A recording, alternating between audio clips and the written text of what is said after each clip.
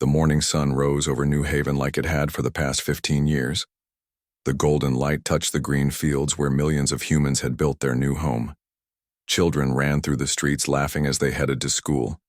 There, parents waved goodbye before going to work in the farms and factories. Dr. Park Ji-ho walked through his research lab checking the new crops growing under bright lights.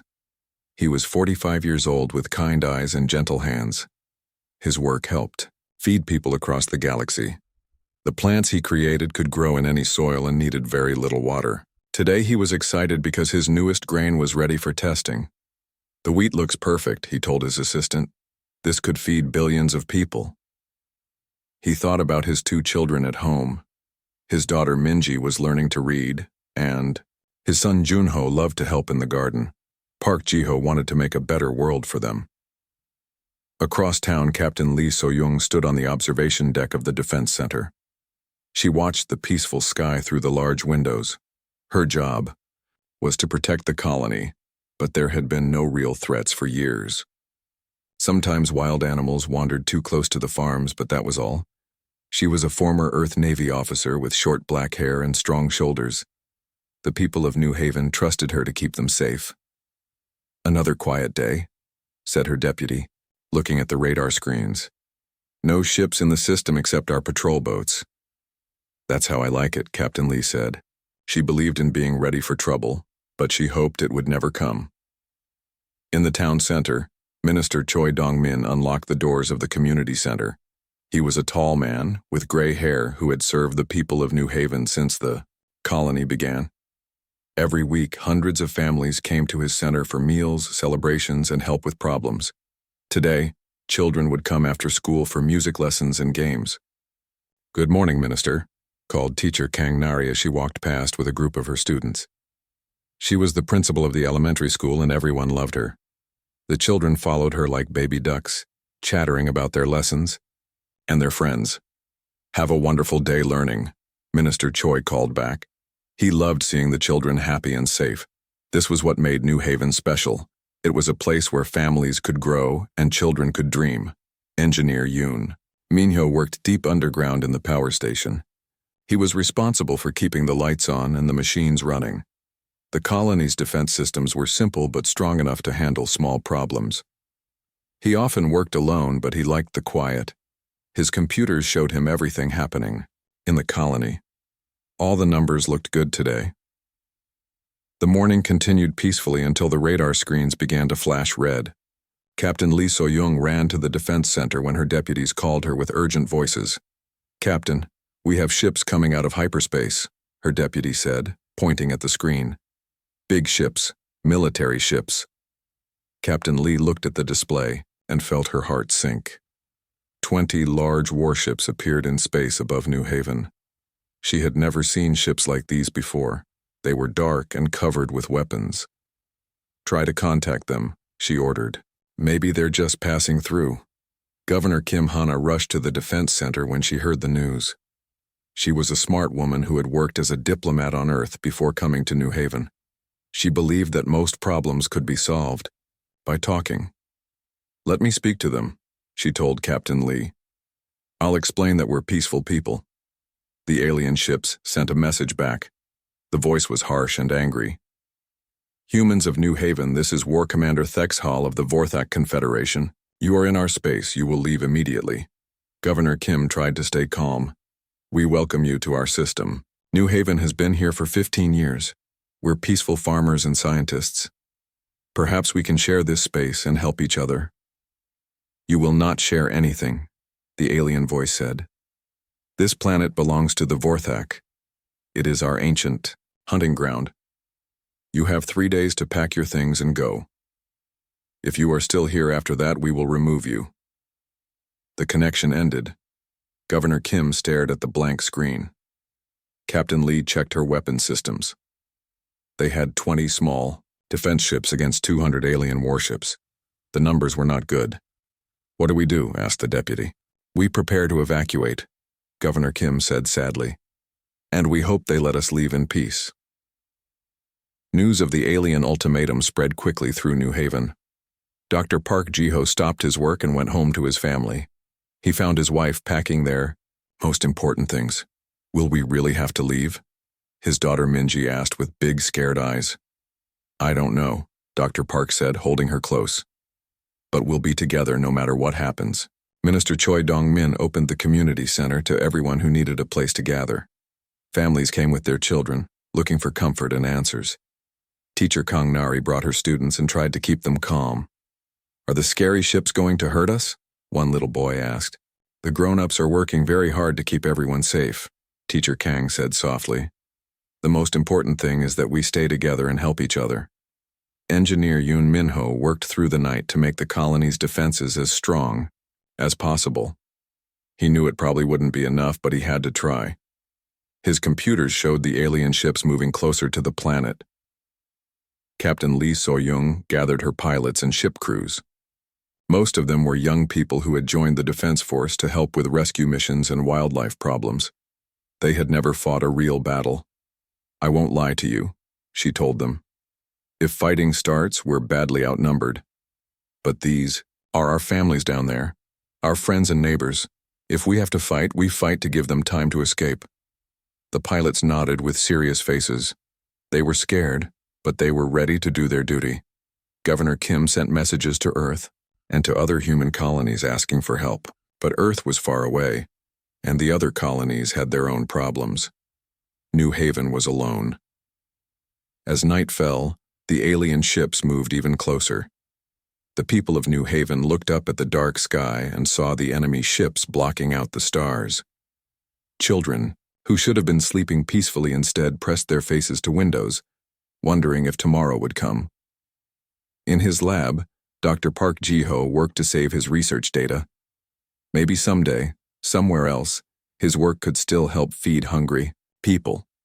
In the community center, Minister Choi led prayers for peace and safety. Engineer Yoon checked and rechecked his systems one last time. The countdown to evacuation had begun. 3 days to leave the only home most of these people had ever known. 3 days to pack up 15 years of dreams and hopes. 3 days before. Everything changed forever, but the aliens had lied. They had no intention of waiting 3 days. The second day started with panic. People packed their belongings as fast as they could. The evacuation ships could only carry a few thousand people at a time, and there were over 2 million colonists on New Haven. Captain Lee So-young worked with Governor Kim Hana to organize the evacuation.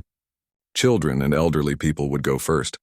Dr. Park Ji-ho helped his family pack while trying to save his research.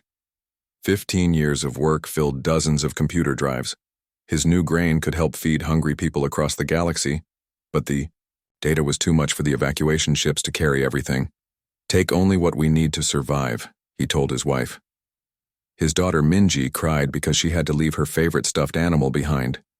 His son Junho wanted to bring his pet, Rabbit. We'll get new toys and new pets when we find our new home, Dr. Park said, though his heart was breaking. He secretly copied his most important research onto a small drive and hid it in his daughter's backpack. Teacher Kang Nari spent the day helping families at the spaceport. Many children were crying because they didn't understand what was happening. She organized games and songs to keep them calm while their parents stood in long lines. Are we going on a big adventure? One little girl asked. Yes, Teacher Kang said with a forced smile. We're going to see new places and meet new people. She didn't tell the child that they might never see their home again. Minister Choi Dong-min turned his community center into a shelter for people who couldn't get to the spaceport yet. Hundreds of families crowded into the large hall. He led them in prayers and shared what food they had. The old minister tried to stay strong for everyone, but fear showed in his eyes. Have faith, he told the worried people. Humans have survived difficult times before. We will survive this too. Engineer Yoon Min-ho worked alone in the underground facility. He strengthened the colony's defense systems as much as possible. The shields might hold for a few hours against the alien weapons. He also prepared the emergency beacon that could send a message to Earth. If the worst happened, Earth needed to know what the aliens had done. Captain Lee So-young met with her 20 ship captains. They were good people, but most had never been in a real battle. Their ships were designed for rescue work and chasing away wild animals, not fighting a war. If they attack, our job is to buy time, she told them. Every minute we hold them off is another minute for people to escape. Stay together, watch each other's backs, and remember why we're fighting. The alien ships came closer to the planet. War Commander Thexhall sent another message to the colony. Humans, you are moving too. Slowly. We see your evacuation ships. You have until tomorrow morning, then we begin cleaning this planet. Governor Kim tried one more time to negotiate. Please, we have children and old people. Give us more time. We can share this planet with you. There's room for everyone.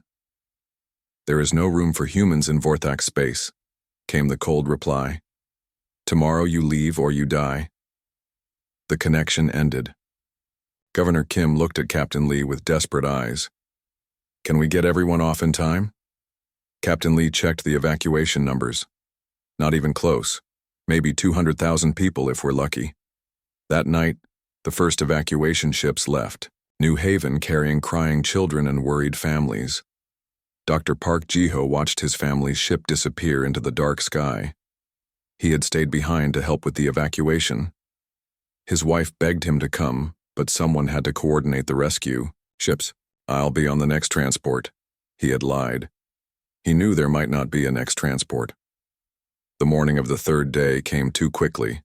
The sun rose red through the dust clouds kicked up by the evacuation ships.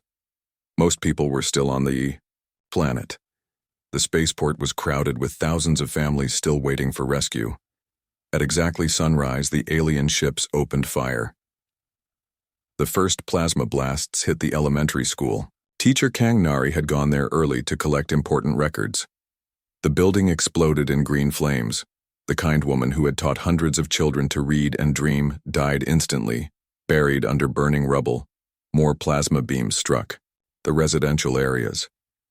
Houses where families had lived for years became craters of melted metal and glass. The hospital exploded next. Then the market where people bought food for their families. Captain Lee So-young launched her 20 ships to fight the enemy. All units, this is Captain Lee. Protect the evacuation ships. Make every shot count. Her small fleet charged toward the massive alien warships. For a few minutes, they fought bravely.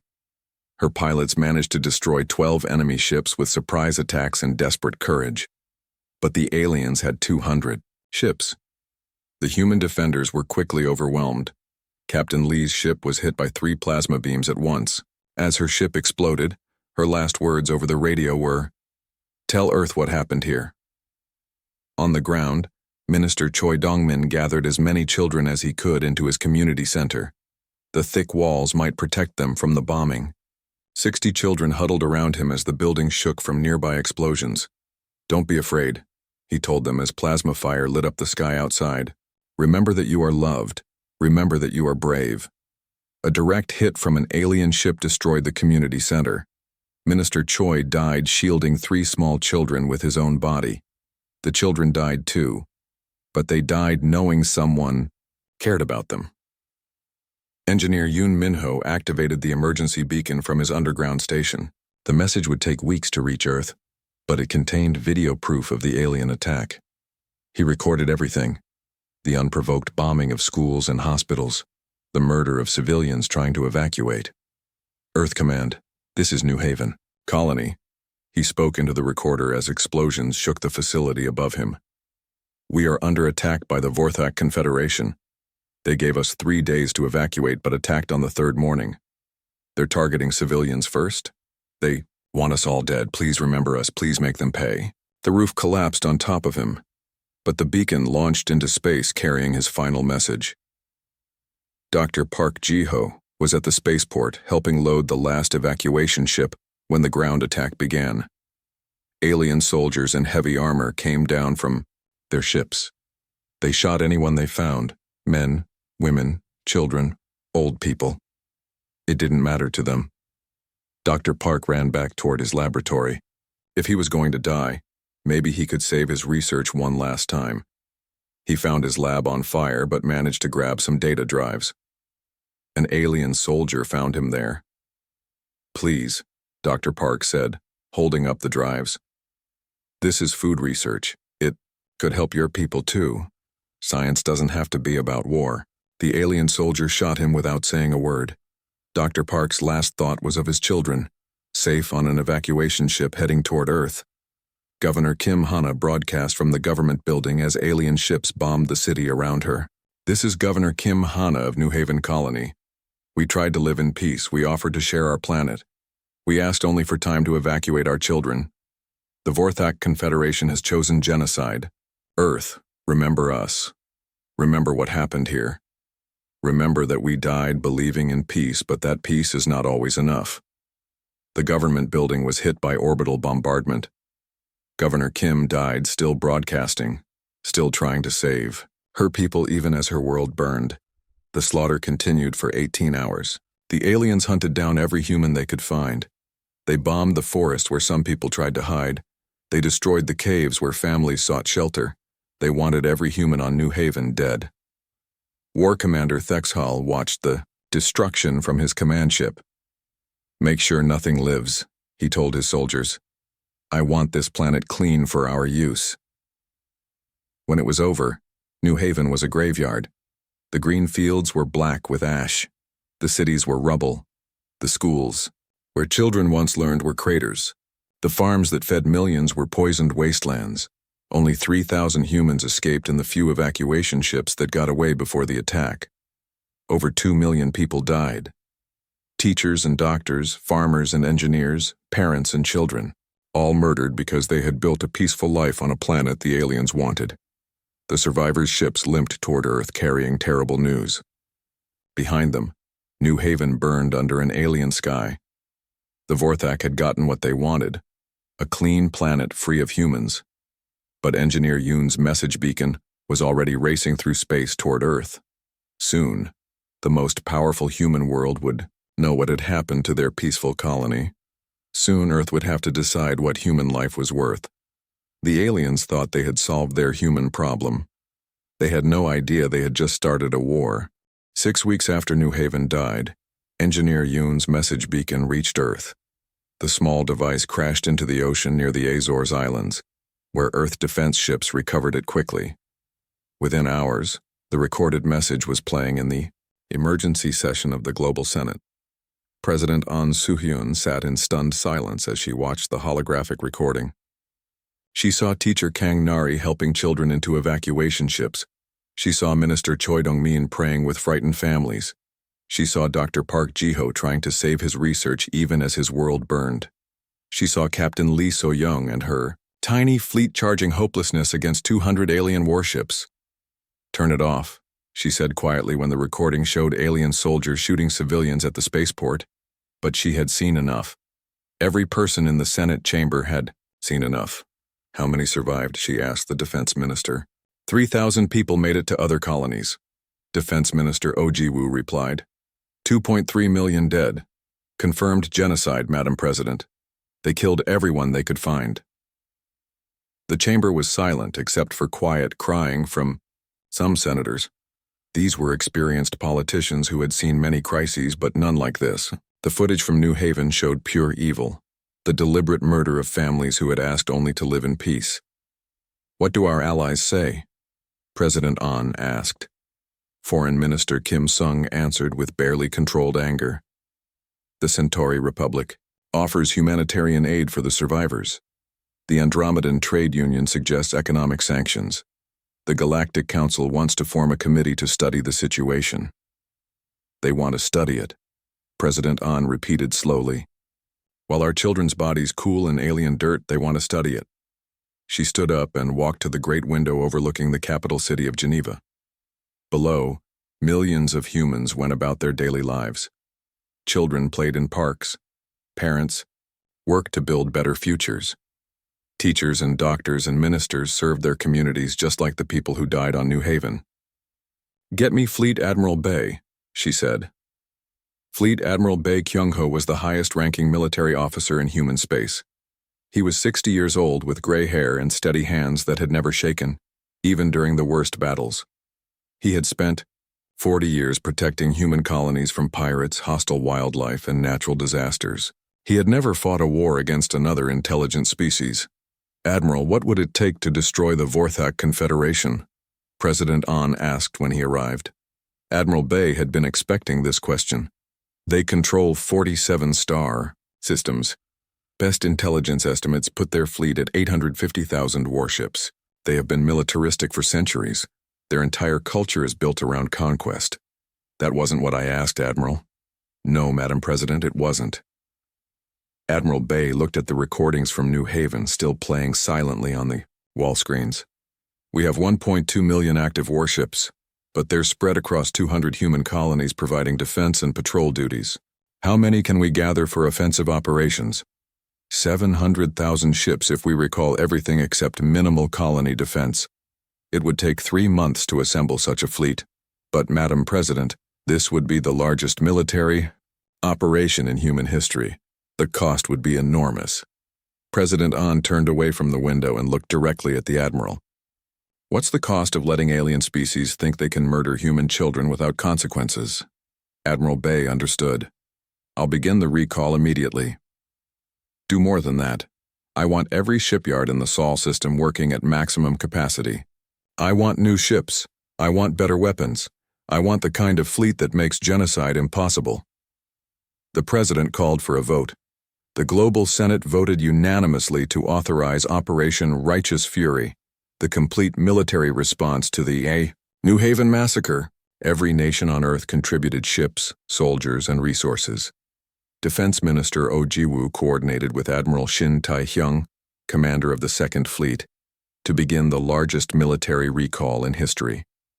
Captain Yoo Hye-jin received orders to abandon her patrol route in the outer colonies and report to Mars immediately. Commander Lim Young-ho of Psychological Operations was ordered to prepare information warfare against the Vorthak. The news of New Haven spread across human space. Like fire, colonies that had never cooperated began working together. Miners in the asteroid belt volunteered to work extra shifts to provide metal for new ships. Families sent their sons and daughters to join the military. The entire human species began to move with single purpose. Admiral Park Sun-woo commanded the shipyards around Jupiter. His facilities could build a dozen warships per day, but the Admiral pushed his workers to do better. Soon they were launching 18 ships daily. The workers knew what they were building these ships for: justice for murdered children. Every ship we build is one more chance to make those aliens pay, he told his exhausted workers. Every ship brings us closer to making sure no human colony ever faces New Haven's fate again. The Galactic Council tried to intervene. Ambassador Trevik of the Altarian Federation came to Earth to warn against military action. War will only bring more death, the tall, blue-skinned alien told President An. The Galactic Council can mediate this dispute. Perhaps reparations can be arranged. Reparations. President An said the word like it tasted bad. Tell me, Ambassador, what reparations bring back a murdered child? What payment makes a teacher's death worthwhile? The Vorthak are very powerful, Ambassador Trevik said nervously. They have been expanding for centuries. Perhaps humanity should consider relocating to safer space. Or perhaps other species should consider what happens when humans are pushed too far. The ambassador left Earth quickly, carrying warnings to the Galactic Council that humanity was beyond reason. But humans weren't beyond reason. They were beyond patience. 3 months later, the human fleet assembled in the asteroid belt beyond Mars. 700,000 warships filled space from Ceres to Vesta. Never before had so many human ships gathered in one place. The site was visible from Earth's telescopes as a new constellation of lights in the night sky.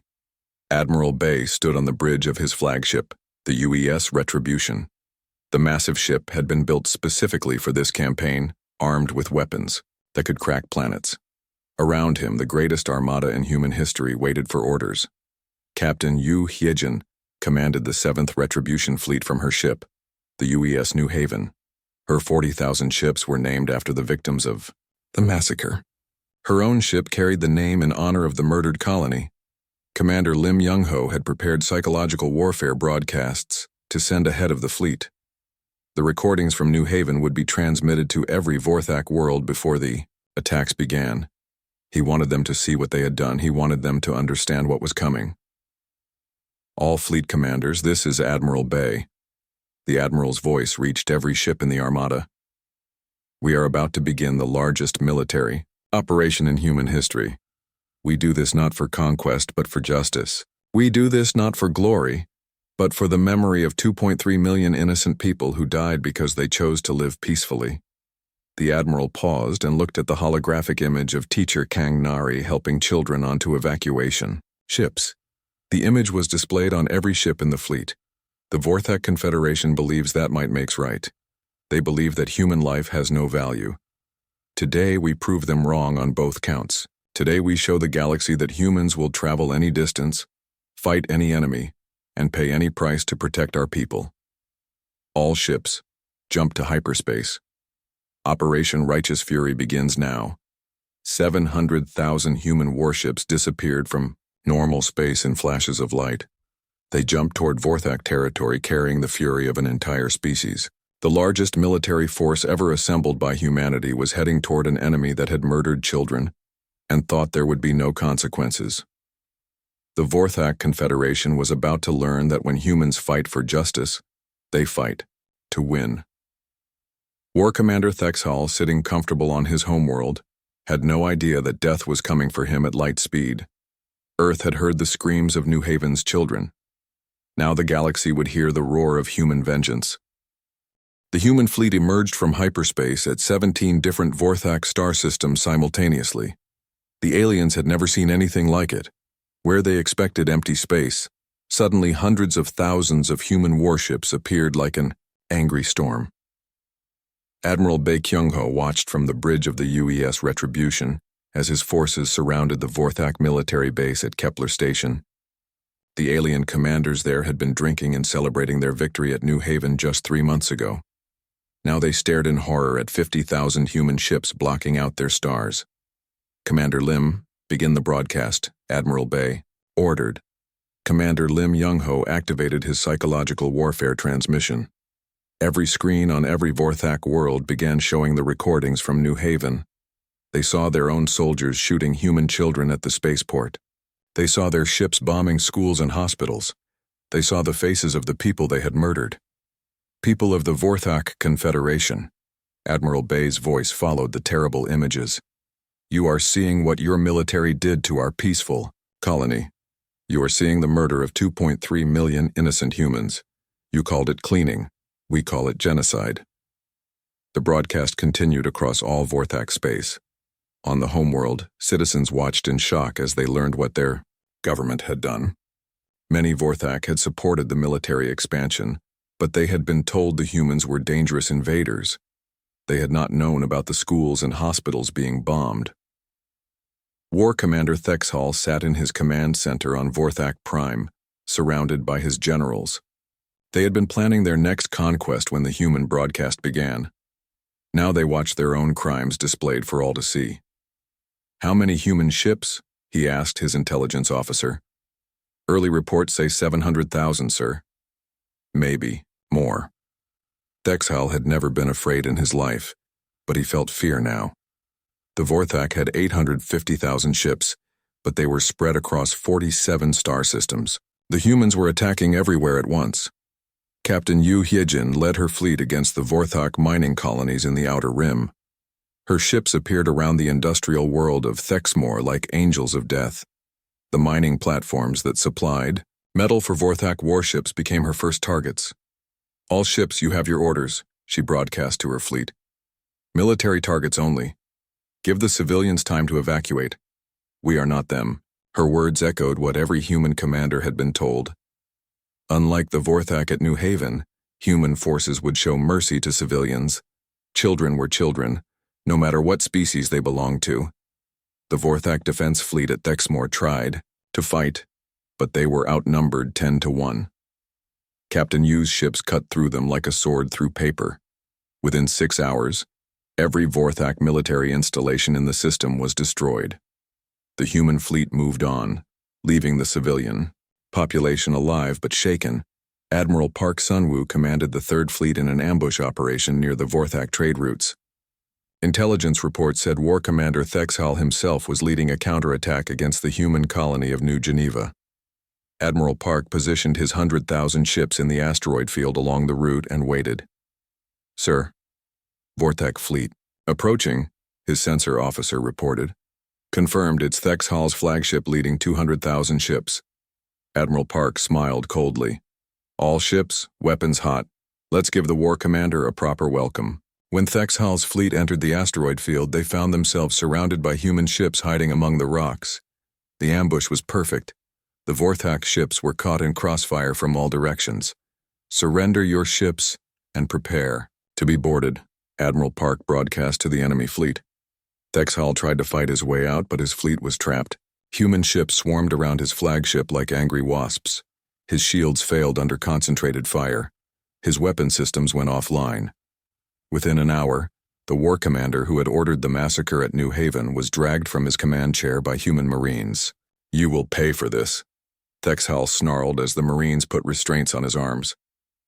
"No," Admiral Park said, looking at the alien who had murdered so many innocents. "You will pay. You already are paying." The news of Thexhal's capture spread through both fleets. Human morale soared while Vorthak resistance began to crumble.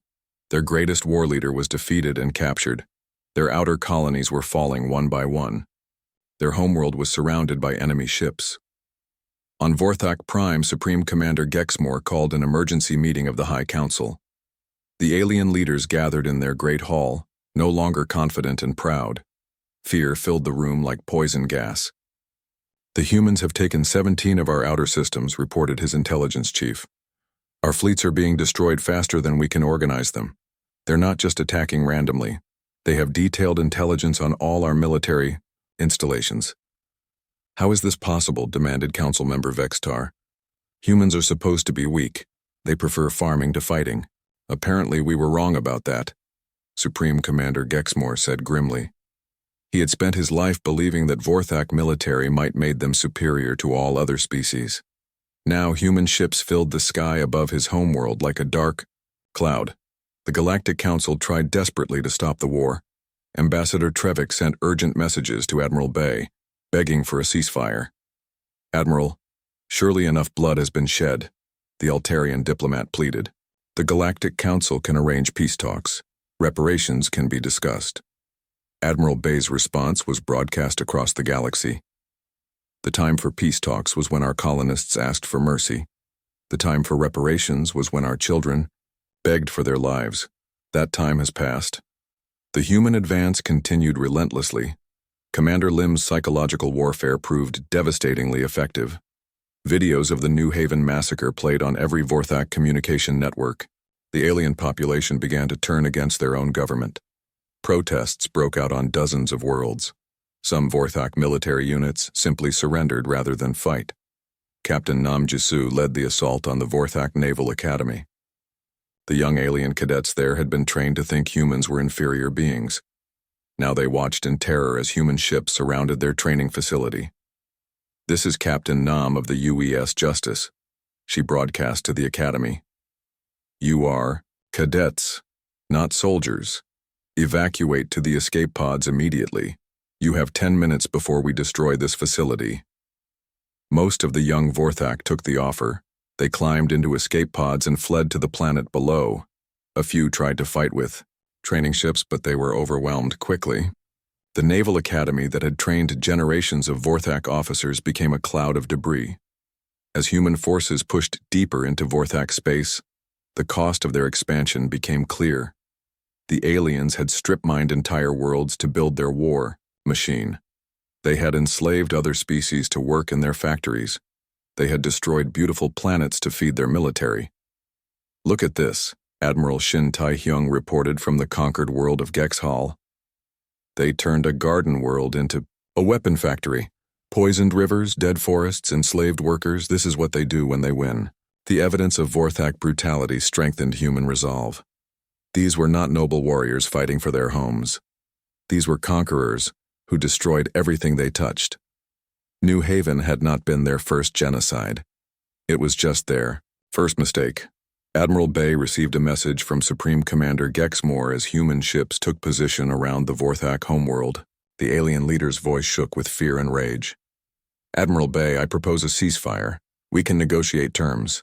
The Vorthak Confederation is willing to discuss compensation for the New Haven incident. Incident. Admiral Bay repeated the word, slowly. He looked at the holographic display showing 200,000 human ships surrounding Vorthak Prime. Below them, millions of aliens looked up at the human fleet that could destroy their world with a single order. Supreme Commander, you have 72 hours to surrender unconditionally and face trial for genocide. That is the same time you gave our people at New Haven. The difference is that we actually mean it. The countdown to Vorthak surrender had begun. After 3 months of relentless human advance, the aliens who had thought they could murder children without consequences were about to learn the price of their crimes. On the bridge of the UES Retribution, Admiral Bay looked at the image of Vorthak Prime floating helplessly below his fleet. Somewhere down there were the aliens who had ordered the death of Teacher Kang Nari and Dr. Park Ji-ho, and Minister Choi Dongman, and 2.3 million other innocents. Justice was coming. The 72 hours passed like a slow death. On Vorthak Prime, millions of aliens looked up at the human fleet that surrounded their world. 200,000 warships formed a perfect sphere around the planet, each one aimed at the surface. Below, every major city could see the human vessels blocking out their stars. Supreme Commander Gexmore spent those hours trying to find allies who would help him.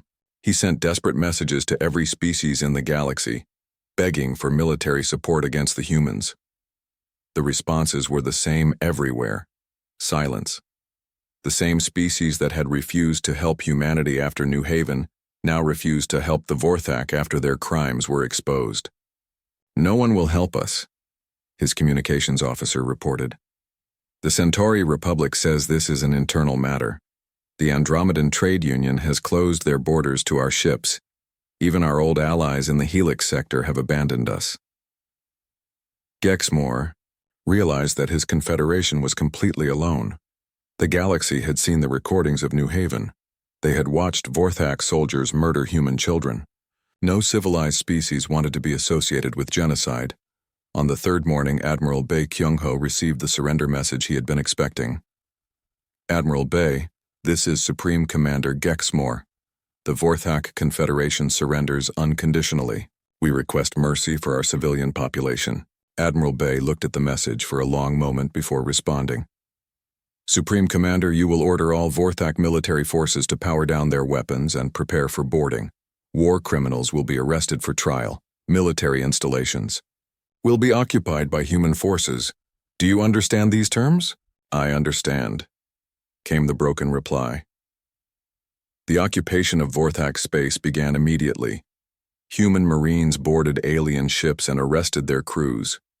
Military bases were seized and their weapons destroyed. The great Vorthak war machine that had threatened the galaxy for centuries was dismantled piece by piece. War Commander Thexhall was brought aboard the UES Retribution in chains. The alien who had ordered the massacre at New Haven looked much smaller now than he had in his recorded threats.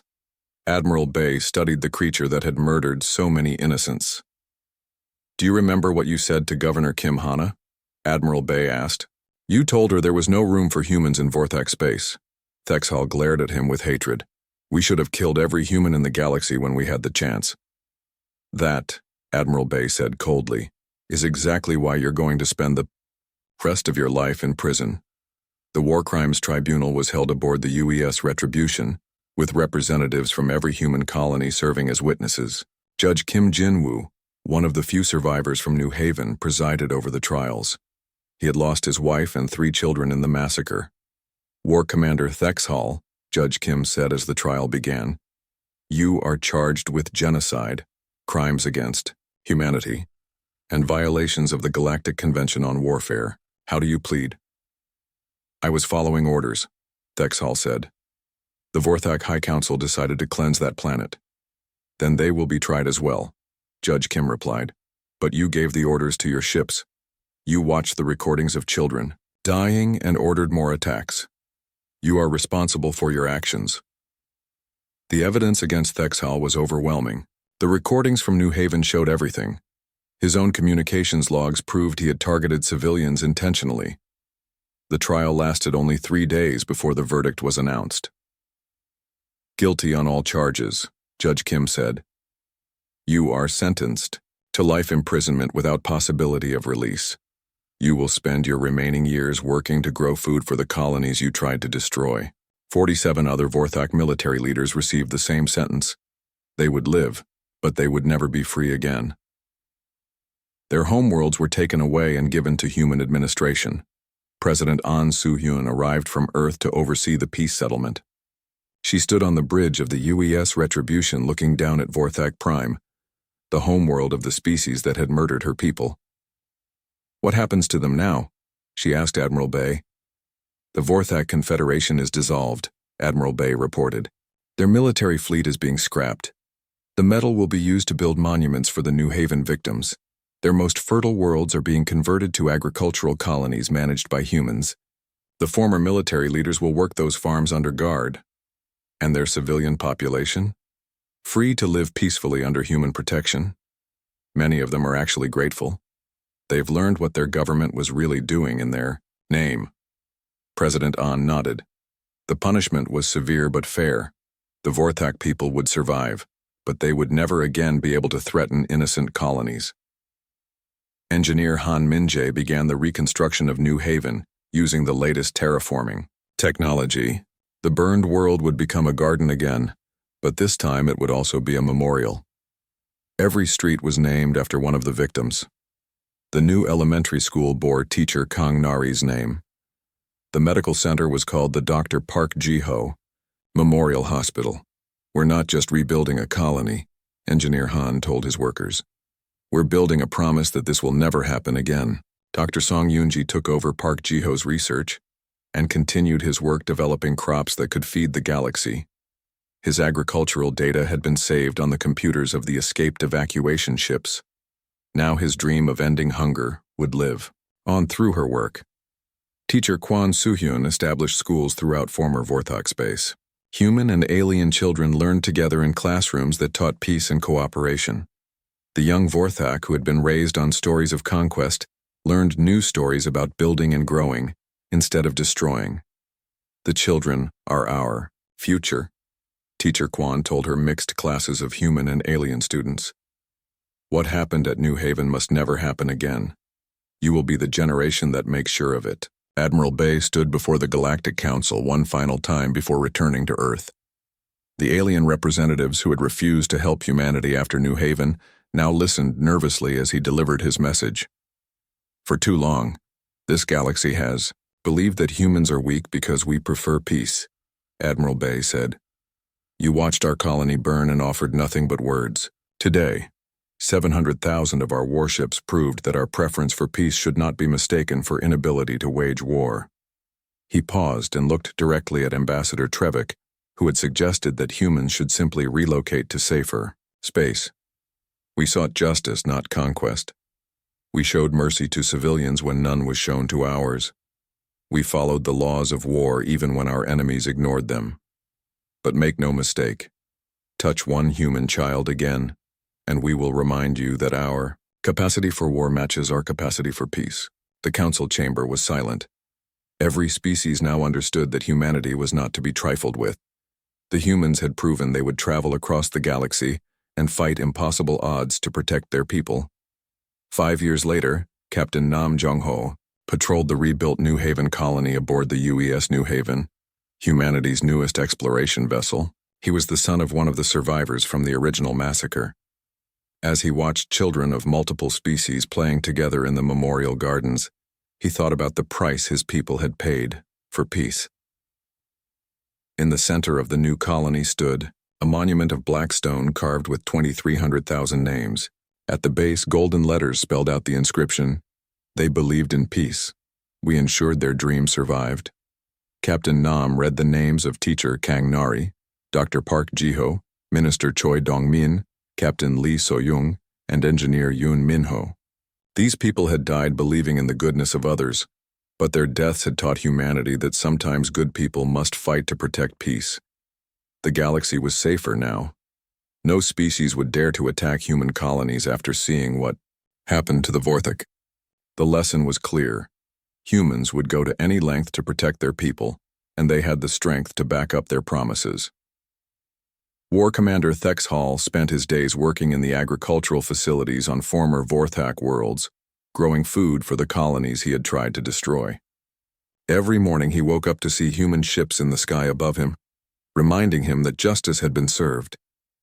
Earth's 700,000 warships had returned home, but the memory of their power remained fresh in every alien mind. Humanity had shown the galaxy that genocide carries a price, and that price would always be collected in full.